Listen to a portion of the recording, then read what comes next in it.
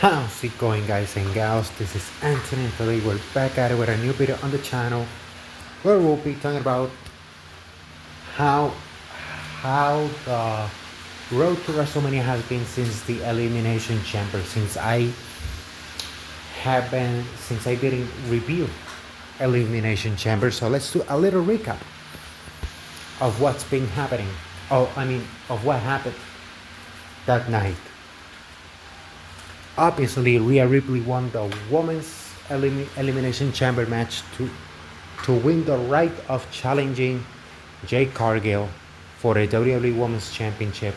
And obviously, during this build-up, Jade has recreated the Baddies faction from AEW, but the WWE version of the Baddies is alongside BFAB and Michin. I really like the Baddies faction in AEW, so I think this version of the Baddies faction can actually work. And besides, with the way Rhea Ripley has been booked since 2022, she's literally the face of the women's division. Like, ever since Triple H took over creative, she became the face of the women's division. Like, if you saw what Vince Jr. did, Rhea was always the number 2 girl in the division and Bianca was always the number 1 girl. Once Triple H took over creative, that flipped. And it's now Rhea 1, Bianca 2. So you're not gonna have Jade beat Rhea clean on Mania, which, spoiler, that's kind of my prediction. But you gotta wait for my predictions next week, so stay tuned. This match was not good. AJ tapped out Becky with the Black Widow. I hope that on Monday they say this match will have like a stipulation or something, because a singles match with no stipulation here would be awful. And obviously for me, this was the best match on the show. Finn Balor coming out, and then CM Punk coming out with the Bulls theme song, the Alan Parsons song, instrumental. I would have loved if WWE had done a video with like the Bulls and entering the arena, like the animation that they used to do in the 90s. And sometimes the Bulls do it for some games. You know, the Bulls storming through the streets of Chicago and destroying everything on the way to the arena. But imagine those Bulls having the CM Punk logo on them. And obviously this match, whoever had won here would defend the title against Roman on Mania. If you need to watch something back, it's this match. It's this match. Just because of the atmosphere in Chicago, and obviously CM Punk retained. And I'm kind of a love-hate relationship with the build-up between Punk and Roman. That's just me. And then Randy won the men's elimination chamber match. We know what happened on the press conference after the show, where Nick Aldis told Drew McIntyre, last chance match for the title. Cody Drew on SmackDown Friday, March 6th, was it right? Yeah, March 6th. And Cody regained the title, and on Friday the 13th, Randy Orton turned heel, beat the living hell out of Cody Rhodes, and Randy started talking with a person on the phone, and obviously that turned out to be Pat McAfee.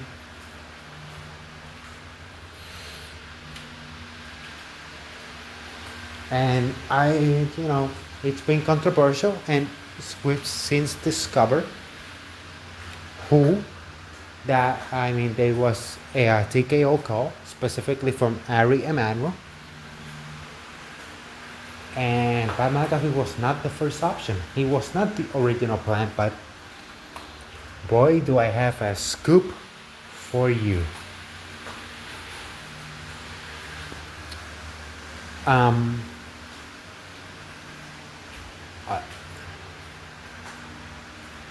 I, I almost spoiled it, but let me go back here a moment.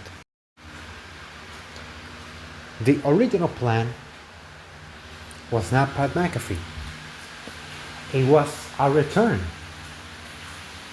And the only reason that return fell through is because this person did not want to turn heel. The person that did not come back to WWE because they didn't want to turn heel is Chris Jericho. Chris Jericho was the original plan to be the one with the phone calls with Randy Orton, and the reason he did not return to WWE is because he did not want to turn heel. Therefore, that's why we saw the list returning last night on AEW Dynamite. And that's why they had this match with Ricochet being called on the last minute for Dynasty this upcoming weekend for AEW Dynasty. And yes, I know I have to use AI. I know, don't judge me. But this was the original plan. You know what? It wouldn't have been better than Pat McAfee, but at least it would have made sense since Jericho beat Cody in AEW, and Cody, thanks to that, Cody was not able to challenge for the AEW World Title. So in a way, you could say that the reason Jericho is doing this is because Cody was an ungrateful brat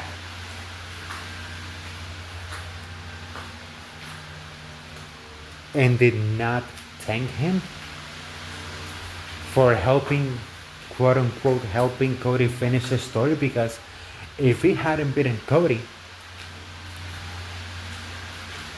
in kayfabe, Cody might have been AEW World Champion, and I can actually see that. So, as I always say, the greatest villains is when they have some truth on them, and Chris Jericho would be right in a way. But the thing that I do not like about the Pat McAfee thing is that Pat McAfee saying about the ticket sales and everything. If someone is criticizing the ticket prices in the product, how am I gonna get excited to buy them?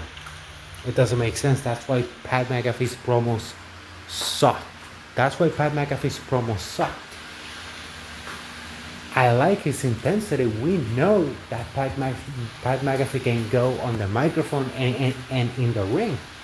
We saw it on NXT against Adam Cole. We saw him going against Baron Corbin a couple years ago in SummerSlam. Like, Pat can have a decent match and can go in the microphone. The thing is, the material they gave him sucked. And now WWE is promoting a surprise for today on SmackDown.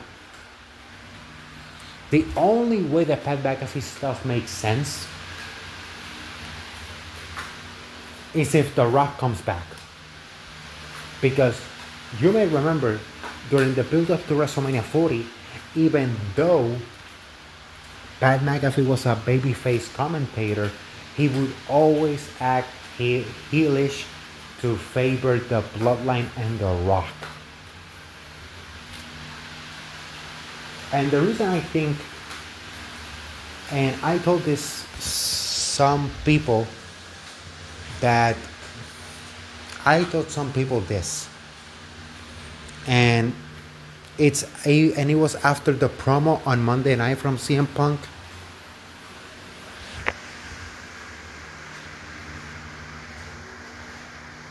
And something stood out to me when, and no, it's not the Pat McAfee line. It's not that. It's CM Punk talking about the company, about the company, and how they should lower the prices. And it's like the guy that he's that the guy who came back, and the first thing that came out of his mouth was, "I'm not here to make friends, I'm here to make money," is saying that the company should lower ticket prices. That's pretty hypocritical. And the and I really like that promo because without people noticing, CM Punk turned heel and joined Pat McAfee and Randy Orton, and the people didn't notice it, which was pretty funny. And the people did not notice it except me, because as CM Punk said in 2005, the greatest trick the devil ever pulled was making people believe he didn't exist. And the people on Monday night believed it. So, Randy Orton, The Rock, Pat McAfee, and CM Punk are gonna royally fuck over Cody Rhodes and Roman Reigns at WrestleMania. The problem is, how do they team up again? And this is me fantasy booking the reunion of the 2024 Mega Powers, Cody Rhodes and Roman Reigns. What they should do is, I'm gonna give you two ideas, and I mean, not two ideas, but something that worked in Puerto Rico in 2001, and it's gonna work in 2026. The first idea would be have, after the main event of night one, have Punk retain the title on night two, have them beat the hell out of Roman Reigns,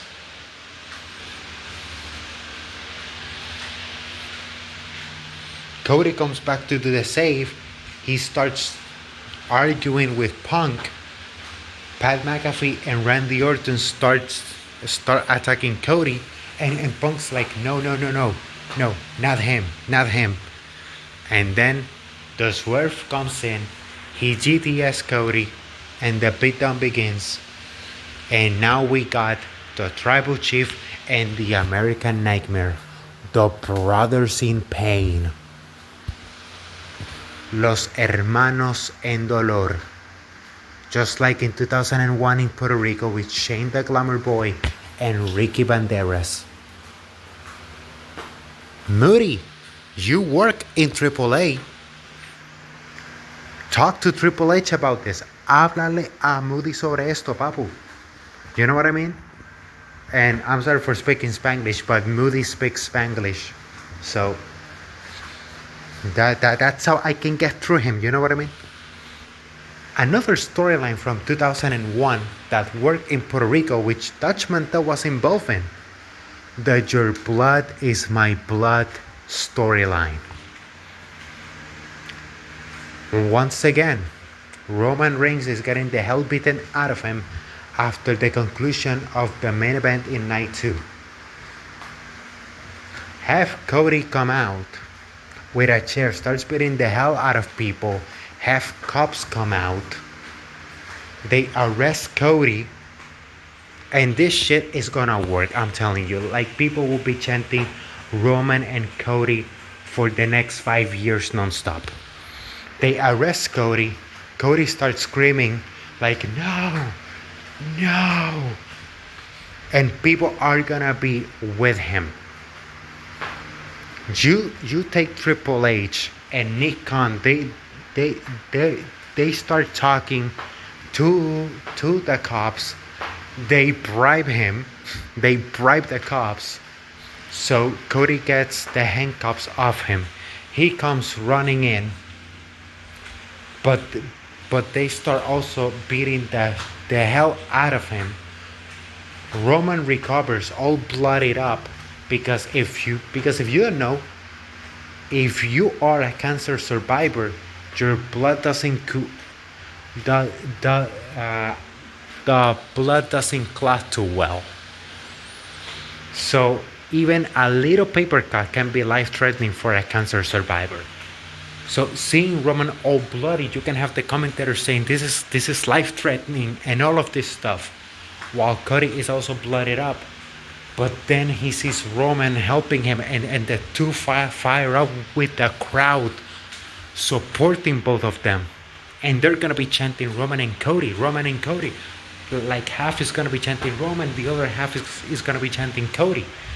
Boom, boom, boom, boom, boom, boom, boom. And then I don't care whichever one of the two says it, but you have either Cody or Roman telling the other, your blood is my blood, and they hug. And then on either the Raw or SmackDown after Mania, both of them start coming out in black. No merchandise gear, nothing. Full black, like Roman with black boots, the black glove, everything black. You know, Cody with the black hair. Like, I'm telling you, like the Brothers in Pain storyline from 2001 all the way to 2005. And then you can do on the road to WrestleMania 43.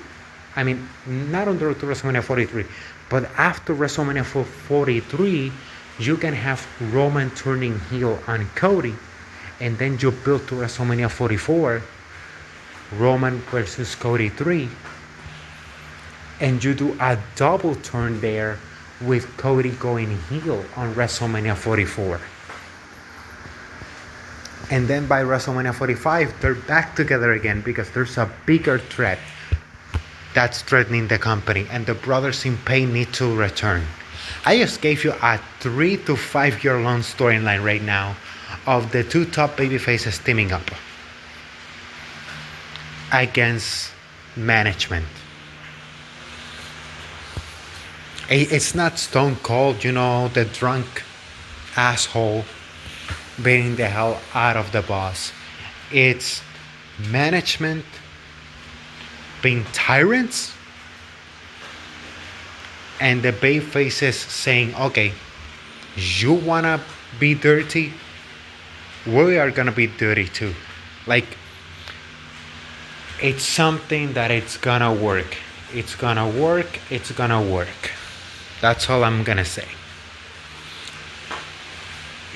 Roman and Cody should work together after WrestleMania 42. And they better be wearing all black. The Brothers in Pain. I even gave you a name. And if Triple H does not understand this storyline, just ask Ricky Banderas, Messias, down in AAA. Go ask Savio Vega and Hector Moody Jackman and Hector Melendez, or better known to Puerto Ricans, Moody. He was the one that wrote that entire end goal that was putting 10,000 people every freaking Saturday on the arenas here in Puerto Rico for 4 to 6 years. The Brothers in Pain storyline. Like, just go ask Moody and he will write it for you. But that's only my thoughts. I would like to know what you think about Chris Jericho being the original plan for the mystery caller and not Pat McAfee. And what do you think about TKO putting their fingers on creative? And also, those videos Tomorrow will be Saturday, so episode 1 of WWE Unreal is going to be uploaded to the channel. The review. Those reviews are already up on Patreon, but Patreon first and then YouTube for reviews. That's how it's always been. So before I go, if you like this type of content, like, comment, share, and subscribe. And as I always say, cherish beautiful moments with your families, create beautiful memories, because life's too short, but those memories last a lifetime. And one last thing, English speaking dirt sheets. You knew about Chris Jericho being the original caller, so why didn't you report it if you called yourself a journalist? Why didn't you report it? Why did only Spanish-speaking dirt sheets report it? Are you scared of being called liars like Dave?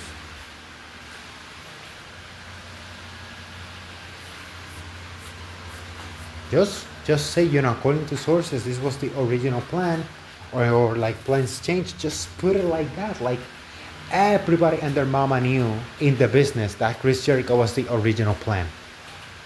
Except you, American dirt sheets. As always, this is Anthony signing off. Bye bye.